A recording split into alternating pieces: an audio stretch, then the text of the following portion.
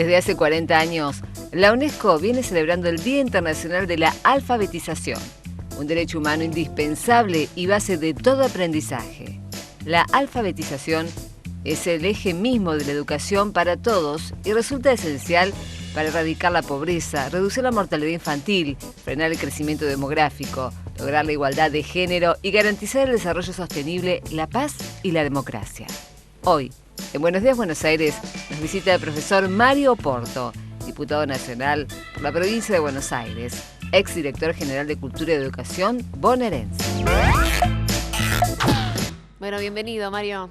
Muchas gracias. Buenos ¿Cómo días. les va? Buen día. Bueno, Todo vamos a hablar muy bien. de todo, pero ahí veíamos un disparador porque es el Día Mundial de la Alfabetización. Sí, ¿no veía es cierto? eso. ¿Es cierto que también es el Día Internacional del Periodista? Ah, no sabemos, yo la de Nos periodista sí, mató. la del 7, la Qué del 7 de analfabeto junio. que es. No, escuchaba recién en radio cuando venía por aquí el Día Internacional del Periodista. Oh, Así feliz que día. si es así, feliz día Feliz a Ay, todos. pero qué lindo. Me imagino, no lo sé, yo pensé que era el 7. Nosotros festejamos el 7 de junio, después ya No, está. no, claro, eso es bien nacional, cerramos la ahí. Gaceta, Mariano Moreno. Claro. Sí, lo Pero dejamos este ahí. internacional. Bueno, Pero ahora lo vamos a chequear porque es una buena excusa para pedir medialunas, esas cosas que nos gustan a los periodistas, claro, ¿no? y pedir regalos internacionales también. Que les hagan cena. Claro, Claro. le dicen una cena acá, ¿no? Bueno, Bueno. ¿cómo va todo? Bien, muy bien, muy bien. Bien, en plena campaña, ¿no es En cierto? plena campaña, Sí. como reanudando, ¿no? Después del 9 de agosto, de las PASO hubo como un bajón. El sábado estuvimos en Mar del Plata, en el partido Claro. justicialista bonaerense, y hay reimpulso de campaña. ¿Sí? Así que tenemos todo este mes y medio que queda para, que no es mucho, ¿no? Serán 6 fines de semana, 6, 7 fines de semana. Lo calculás en para fin el de final. semana. Y sí, Claro. el que tiene experiencia en campaña Sí. sabe Que que se lo calcula el fin fin de semana. Claro. Porque cuando te perdés un fin de semana por alguna otra actividad, es mucho, ¿no? Si quedan Sí, se siente 5, más. se siente más. Pasa que la campaña ahora tiene mucho medio masivo, redes, televisiva, ¿no? Sí. No es solo la caminata. Mario, para vincularlo un poco con el informe, se ha avanzado mucho en educación en los últimos años, pero no sé si manejás números y si te comprometo mucho con los números, un panorama general de cómo está hoy la Argentina, sobre todo en cuanto a lo que es la alfabetización, sobre todo en niños y demás. Nosotros tenemos una larga tradición que viene desde el fines del siglo XIX, del ideal sarmientino de la educación común, y ha sido un país que trabajó mucho en el tema de la alfabetización. Así que hoy no tenemos indicadores preocupantes de analfabetización. Lo que tenemos son algunos núcleos o enclaves negativos, pero a los que hay que trabajar en forma particular. Lo que pasa es que hoy, en el siglo XXI, alfabetizarse es mucho más que leer y escribir como base, y para eso ahí hay que trabajar mucho más. Yo creo que uno de los grandes problemas que tenemos en la educación argentina, y que tenemos que todos impulsarla con mucho liderazgo político, es el tema de que en la primaria los chicos tienen que aprender a leer y escribir bien. Yo diría que el primer ciclo de la primaria, que son el primero, segundo y tercer grado, debe ser casi exclusivamente, no digo exclusivamente, pero casi una única prioridad el hecho de la lectura y la escritura. Porque esto implica una alfabetización que después te lleva a comprender textos, y la verdad es que tenemos dificultades en los resultados de comprensión de textos. Tenemos que tratar que lean de todas maneras y con cualquier formato, pantalla, papel, ¿no? Cualquier camino lleva a la lectura, ¿no? Porque todas las nuevas tecnologías, o las tecnologías que han revolucionado las herramientas educativas, no evitan la lectura, ¿no? Sí. A mí me gusta una cosa que dice Piglia, que dice, en el fondo leemos igual que en la época de Cervantes. ¿No? Dijo, el hecho biológico de leer. Sí. Lo que hacemos es tenemos muchísima más velocidad para lograr la información, pero una vez que nos pusimos a leer, leemos, como claro. leían nuestros antepasados. Sí. Ahora, ¿qué es lo que pasa en la provincia, no? Porque hoy, por ejemplo, es un día particular. Recién, antes de entrevistarte a vos, damos cuenta con el móvil de QM desde Sí. la puerta de la Dirección de Cultura y Educación, una protesta de los estatales, pero en este caso por los auxiliares. Falleció ayer un auxiliar de Tres Lomas, él trabaja en un jardín de infantes. Las denuncias permanentes aprovechan ahora para reforzar el reclamo por el tema de la infraestructura en las escuelas, ¿no? ¿Qué es lo que no se pudo hacer, que el reclamo continúa? No, el reclamo yo creo que es constante, nunca va a haber reclamo cero, porque nunca hay problema cero. No es que hay una meta a alcanzar y que cuando vos llegaste decimos ya estamos y ahora no va a haber más problemas, ¿no? Cuando uno soluciona problemas, vienen nuevos problemas. Y cuando tiene aciertos en sus políticas, esos aciertos generan nuevos problemas también, ¿no? Yo voy a darte 2 ejemplos que tal vez sirvan. Que los chicos no tuvieran las netbooks en las escuelas era un problema de desigualdad. El día que logramos que todos los chicos de la escuela secundaria tuviesen su netbook, empezaron los problemas de electricidad en las escuelas. Cuando estaban todos conectados, la vieja infraestructura edilicia no daba un nuevo problema al antiguo problema. Por supuesto, para mí es más problema la desigualdad que los problemas de infraestructura. La inclusión, ¿qué implica la inclusión? Y que hay que hacer nuevas aulas. Por lo tanto, a un problema solucionado de muchos chicos que quedan afuera de la escuela, le agregas el nuevo problema que son las aulas. Eso es un tema.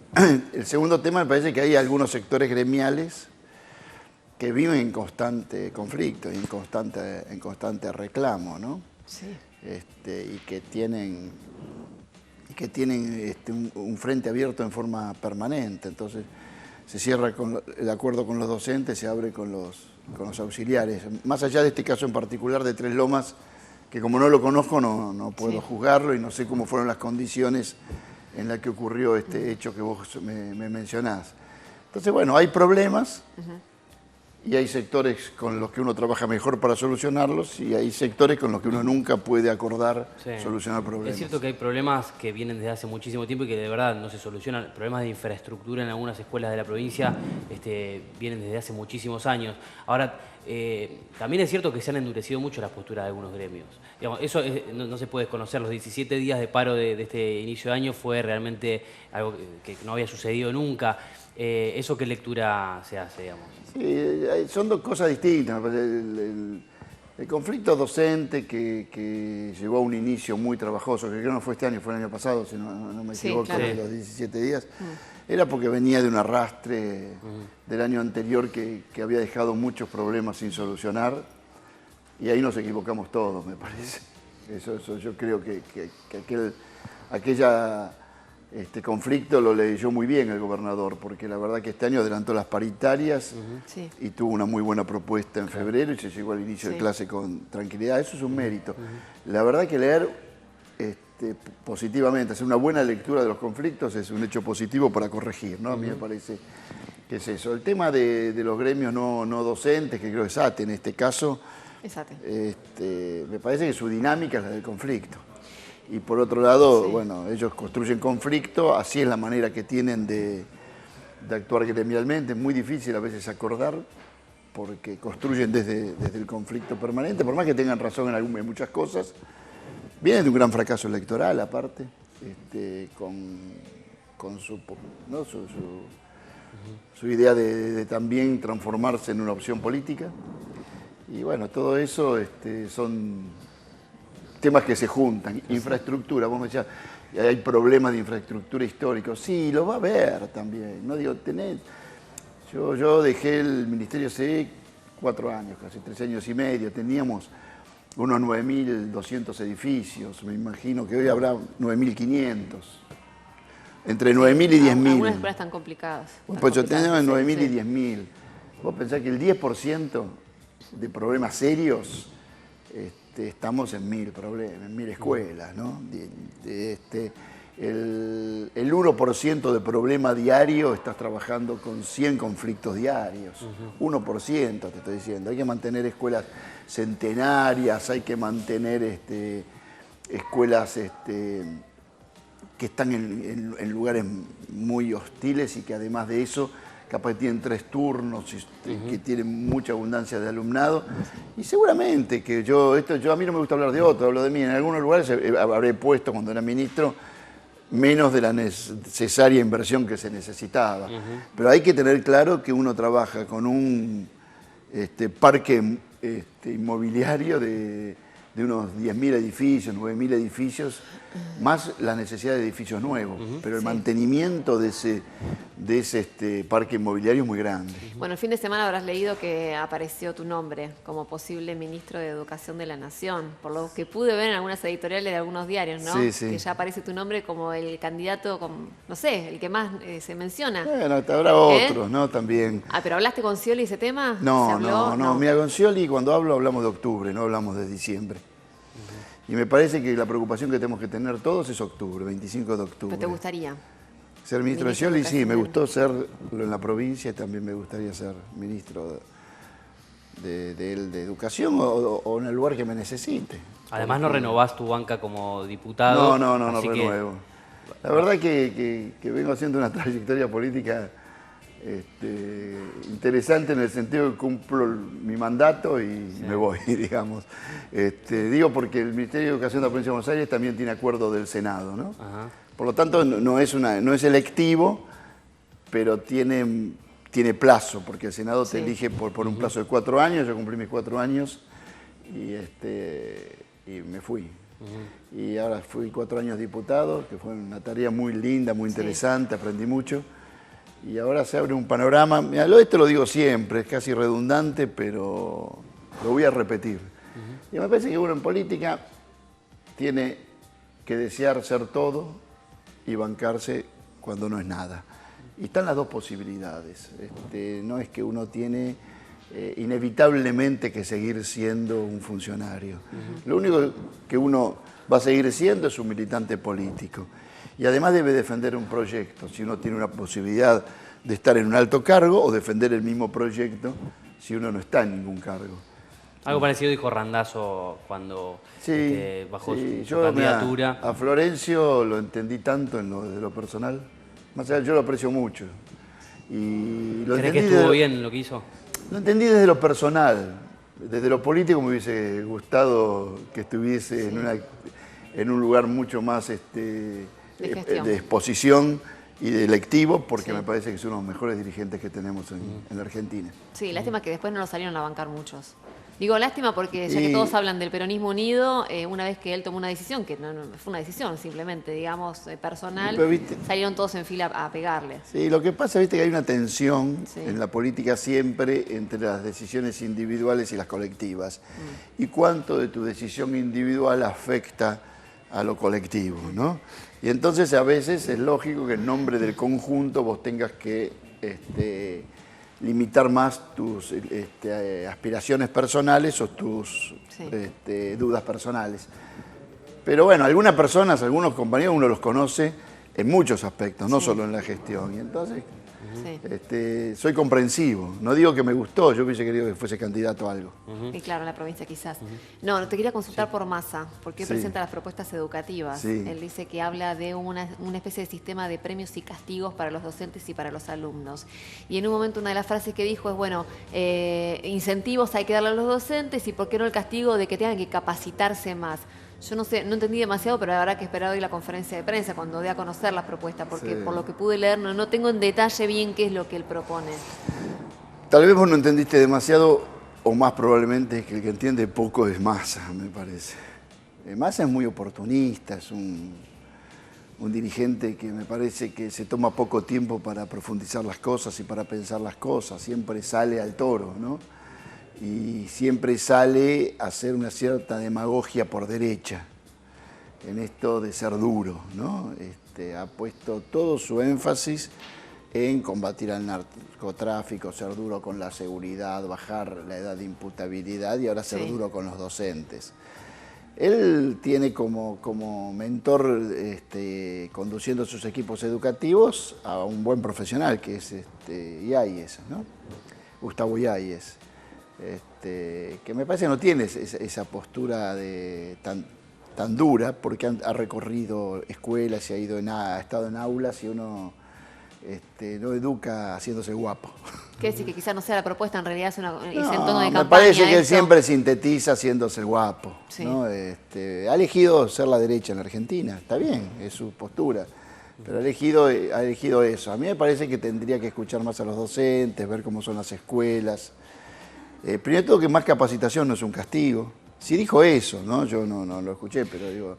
Yo vi la ahora, frase sí. entre comillas que decía eso, Lo la vamos leí a varias castigar veces, pero... capacitándose, la verdad que no es un castigo, porque si hay algo que piden los docentes es capacitarse. Sí, sobre todo cuando hablamos de temas sensibles de contención a Sí, los sectores del quizás bullying. más vulnerables o con el tema bullying y demás, quizás se trate de eso, el tema de la capacitación. Digo, porque un profesor ha estudiado las materias necesarias como para poder dar una clase, digo, más capacitación. Lo se que no referirá a es eso. un castigo, Castigo, claro. eso sabemos seguro. La verdad que es una conquista de los docentes la capacitación. Si hay algo que piden los docentes como bandera permanente es capacitación en servicio en forma gratuita.